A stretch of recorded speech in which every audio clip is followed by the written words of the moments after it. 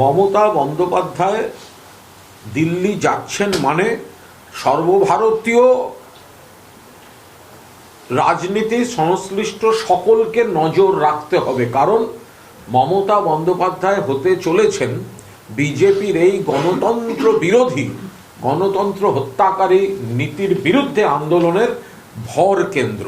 মমতা বন্দ্যোপাধ্যায়ই দেখিয়ে দিয়েছেন যে গোটা দেশে প্রথম তিনি বিজেপির এই কারচুপিটা ধরে এর প্রতিবাদ, প্রতিরোধ এবং মানুষের অধিকার রক্ষায় সরব হয়েছেন।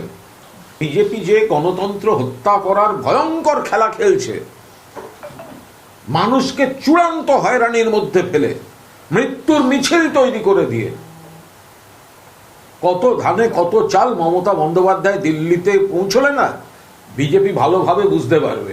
বিজেপির মুখোশ, জাতীয় নির্বাচন কমিশনের মুখোশ টেনে খুলে দেবেন মমতা বন্দ্যোপাধ্যায়। যে কোনো ঘটনা ঘটলে দমকল মন্ত্রী সঙ্গে সঙ্গে ছুটে যান। কোনো কারণে যদি তিনি একটু দূরেও থেকে থাকেন, তার সঙ্গে তো উদ্ধার কার্যের তিনি সমস্ত জায়গায় যান। কোনো কারণে দূরে ছিলেন কিন্তু দমকল তো গেছে, তিনি তো ফোনে গোটাটা মনিটর করেছেন। এটা একটা হাস্যকর কথা না? আচ্ছা এবার বলুন, গুজরাটে ব্রিজ পড়ে লোক মারা গেছে, প্রধানমন্ত্রী যাননি কেন? গুজরাটে ব্রিজ পড়ে লোক মারা গেছে বারবার, তাহলে প্রধানমন্ত্রী যাননি কেন? হোম মিনিস্টার যাননি কেন? কি জন্য যাননি? এগুলো কোনো কথার কথা না। অত্যন্ত দায়িত্বশীল মন্ত্রী সুজিত বোস। মমতা বন্দ্যোপাধ্যায় বহুবার সিঙ্গুরে গিয়েছেন, সিঙ্গুরের মানুষের আন্দোলনে, সিঙ্গুরের জমি রক্ষার লড়াইতে তিনি আবার যাচ্ছেন। সারা ভারতবর্ষে কৃষকরা মমতা বন্দ্যোপাধ্যায় সিঙ্গুর আন্দোলনের মডেলে নিজেদের বেঁচে থাকার জোর খুঁজে পেয়েছিলেন। 100 বার শিল্প হবে, সময়ের ডাকে শিল্প হবে, কিন্তু শিল্পটা হবে শিল্পের জমিতে, কৃষি জমি দখল করে নয়, জমিদারি স্টাইলে নয়। মনে হলো রাস্তা দিয়ে যেতে যেতে জমিটা নিয়ে নাও, বাবু কহিলেন বুঝেছ উপেন, এই জমি লইব কিনে, ওইরকম ভাবে নয়, পরিকল্পিত ল্যান্ড ব্যাংক। বাংলায় বিপুল শিল্প হচ্ছে, বিপুল কর্মসংস্থান হচ্ছে।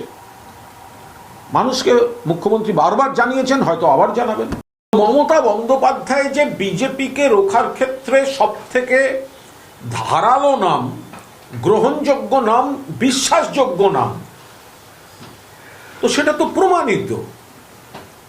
ফলে এবার মমতা বন্দ্যোপাধ্যায়কে এই বাংলার নির্বাচনে এখানে ডিস্টার্ব করার জন্য প্রধানমন্ত্রী, স্বরাষ্ট্রমন্ত্রীদের ডেলি প্যাসেঞ্জারি শুরু হয়ে গেছে, নির্বাচন কমিশনকে নামিয়ে দিয়েছে।